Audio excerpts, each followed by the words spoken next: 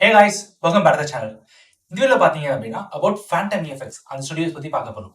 ரீசெண்டா எல்லாரும் Phantom effects triple ஸ்டுடியோஸை வாங்கிட்டாங்க. இதை பத்தி தான் வந்து பயங்கர ட்ரெண்டிங்கா போயிட்டு இருக்கு. ஸோ அதை பத்தி அந்த வீடியோல பார்க்க போறோம். வாங்க பார்க்கலாம்.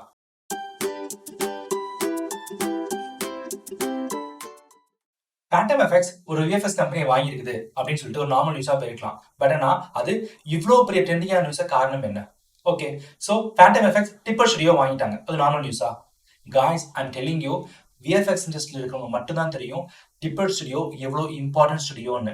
அந்த ஸ்டுடியோ எப்போ ஸ்டார்ட் ஆச்சு அப்படின்னா 1984ல பிலிப் டிப்பர்ட் அப்படிங்கிறவர் தான் ஸ்டுடியோ ஸ்டார்ட் பண்ணார். யோசிச்சு பாருங்க, 1984 அப்பதான் வந்து இந்த ஸ்டாப் மோஷன் அனிமேஷன்ஸ் இதெல்லாம் வந்து அப்பதான் ஸ்டார்ட் ஆன டைம். ஸோ இந்த டிப்பர் ஸ்டுடியோ வந்து அந்த ஸ்டாப் மோஷன் அனிமேஷனுக்கு ரொம்ப முக்கிய காரணம். அவங்க தான் பாத்தீங்க அப்படின்னா ஆரம்ப காலத்துல வந்து ஸ்டாப் மோஷன்லாம் வந்து ரொம்ப பெருசா கொண்டு போனது.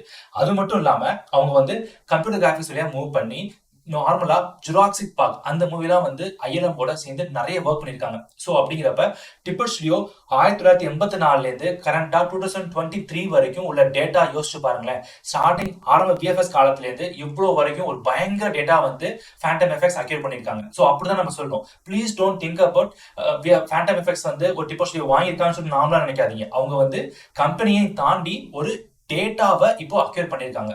யோசிச்சு பாருங்களேன், இப்போ டெக்னாலஜி வந்து பயங்கரமா போயிட்டு இருக்கு. எல்லா சைடுமே வந்து ஏஐ நம்ம நிறைய மாறுது அப்படின்னு சொல்லி நம்ம நிறைய பார்த்துட்டு இருக்கோம். அப்படிங்கிறப்ப நமக்கு ஒரு பேக் போன் அப்படிங்கிறது என்ன அப்படின்னா ஆரம்ப காலகட்டத்திலேருந்து நமக்கு எந்த அளவுக்கு டெக்னாலஜி மாறி இருக்குது. ஸோ ஃபியூச்சர்ல ஒரு டெக்னாலஜி வரணும் அப்படின்னா நம்ம எந்த அளவுக்கு அடாப்ட் ஆகணும் அப்படிங்கிறதுக்கு நமக்கு ஒரு பெரிய பேக் போன் இருக்கணும்.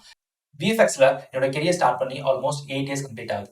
என்னோட எக்ஸ்பீரியன்ஸ்ல பாத்தீங்க அப்படின்னா ஃபேண்டம் எஃபெக்ட்ஸ் ஸ்டார்டிங்ல இருந்து இது இப்ப எந்த அளவுக்கு க்ரோ அப் ஆயிட்டு இருக்கிறதுனால நல்லாவே பார்க்க முடியுது. ஏன்னா ஸ்டார்டிங் வந்து பாத்தீங்க அப்படின்னா நிறைய ஃப்ரெஷர்ஸ்க்கு ஒரு கம்போசிட்டிங் பொசிஷன் கொடுக்கறது வந்து பாத்தீங்கன்னா ஃபேண்டம் எஃபெக்ட்ஸ் மட்டும் தான் எனக்கு தெரிஞ்ச இடத்துல இருந்து. ஏன்னா ஸ்டார்டிங்ல வந்து நாங்களாம் வந்து ரோட்டோல ஜாயின் பண்றப்ப ஃபேண்டம்ல மட்டும் தான் வந்து பாத்தீங்கன்னா கம்போசிட்டிங் ஃப்ரெஷரா எடுத்துட்டு இருந்தாங்க. அவங்க ஃப்ரெஷரா எடுத்து அவங்க ட்ரெயின் பண்ணி அந்த மாதிரி கொண்டு போயிட்டு தான் எங்கெல்லாம் வந்து ரோட்டோ எடுத்துட்டு இருந்தாங்களோ அந்த மாதிரி வந்து ஃபேண்டம்ல வந்து பாத்தீங்க அப்படின்னா கம்போசிட்டிங் உள்ள போயிட்டு இருந்தாங்க. அப்பையிலேருந்து இப்போ வரைக்கும் பாத்தீங்கன்னா நிறைய தமிழ் சினிமாஸ்ல ஒர்க் பண்ணியிருக்காங்க. அதுவும் நார்மல் விஎஃப்எக்ஸ் ஒர்க் கிடையாது, நிறைய 3D ப்ராஜெக்ட்ஸை எடுத்து பண்ணியிருக்காங்க.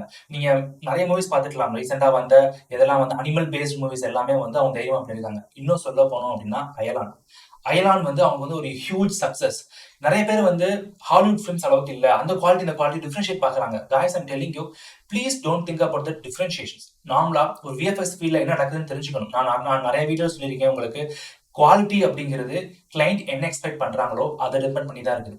அவங்க அந்த அளவுக்கு டைம் அண்ட் பிரைஸ் எல்லாமே கொடுத்தாங்க அப்படின்னா anybody can give that quality. First of all அதுக்கு டீம் ஒர்க் ரொம்ப ரொம்ப இம்பார்ட்டன்ட். ஸோ ஃபேண்டம் விஎஃப்எக்ஸ் பாத்தீங்க அப்படின்னா நார்மல் டீம் கிடையாது, it's a huge full VFX team. So அவங்களுக்கு வந்து ஸ்டார்டிங் ஒரு பேசிக் ஒர்க்ல இருந்து ஃபைனல் ஒரு டாப் எண்ட் வரைக்கும் பண்றதுக்கான ஒரு பக்காவான டீம் அவங்க வச்சிருக்காங்க. ஸோ அதுக்கு ஒரு எக்ஸாம்பிள் தான் வந்து பாத்தீங்க அப்படின்னா நம்ம அயலான் படம் பார்த்தோம். ஸோ அந்த அயலான்ல வந்து பாத்தீங்க அப்படின்னா அவங்களுக்கு கொடுத்த டைமிங்ல அவங்களுக்கு கொடுத்த பட்ஜெட்ல வந்து பாத்தீங்க அப்படின்னா அந்த பிலிமை சூப்பர்பா பண்ணியிருந்தாங்க. It's really great move.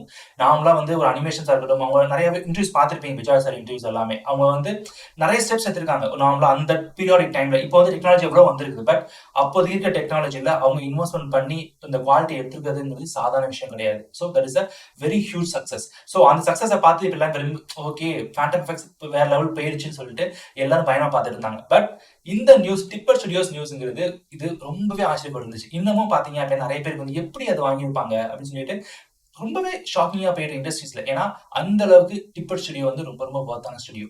So இதோட ஃபியூச்சர் எந்த அளவுக்கு இருக்கும்? ஸோ ஆல்ரெடி ஃபேண்டம் எஃபெக்ட்ஸ் வந்து இந்தியாவில் நிறையவே பண்ணிட்டாங்க. நிறைய பிரான்ச்சஸ் கிரியேட் பண்ணிட்டாங்க, ஸ்டாக் மார்க்கெட் உள்ள வந்துட்டாங்க. அண்ட் ஆல்ரெடி அவங்க ஹாலிவுட் பேஸ்ட் விஎஃப்எக்ஸ் ப்ராஜெக்ட்ஸ் பண்ணிட்டு தான் இருக்காங்க, not only for Indian projects. Please note. Okay, ஏன்னா ஆல்ரெடி வந்து ஃப்ரீலான்ஸ் மாதிரி வெண்டர் ப்ராஜெக்ட்ஸ் பண்ணி தான் இருக்காங்க. பட் இப்போ டிப்பர் ஸ்டுடியோ வந்து ஃபுல் அண்ட் ஃபுல் பேக்ல இருக்கிறதுனால இதுக்கப்புறம் என்ன பண்ண போவாங்க அப்படின்னா ஃபியூச்சர்ல எனக்கு தெரிஞ்சு இந்தியாவில் எந்த அளவுக்கு ஒரு ஃபுல் ஃபிலிம் டேக் ஓவர் பண்றாங்களோ அதே மாதிரி ஃபியூச்சர்ல என்ன பண்ணுவாங்கன்னா கண்டிப்பா ஹாலிவுட்ல ஒரு ஃபுல்லான ஃபிலிமை வந்து டேக் ஓவர் பண்றதுக்கு நிறைய சான்சஸ் இருக்கு.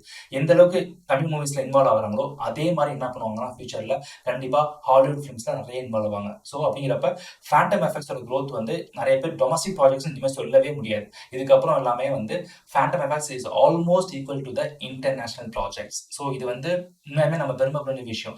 நம்மளோட ஒரு தமிழ் சைட் கம்பெனி இந்த அளவுக்கு க்ரோ ஆகிருக்கிறது வந்து உண்மையுமே ஒரு பெரிய விஷயம் தானே. ஸோ ஃபியூச்சர்ல நம்மளும் பார்க்க தான் போறோம் ஃபேண்டம் எஃபெக்ட்ஸோட growth எந்த அளவுக்கு போக போகுதுன்னு சொல்லிட்டு.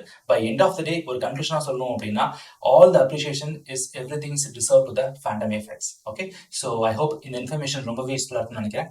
இதே மாதிரி நிறைய இன்ஃபர்மேஷன் வேணும்னா மறக்காம சேனல் சப்ஸ்கிரைப் பண்ணுங்க. Okay, see you. Bye bye.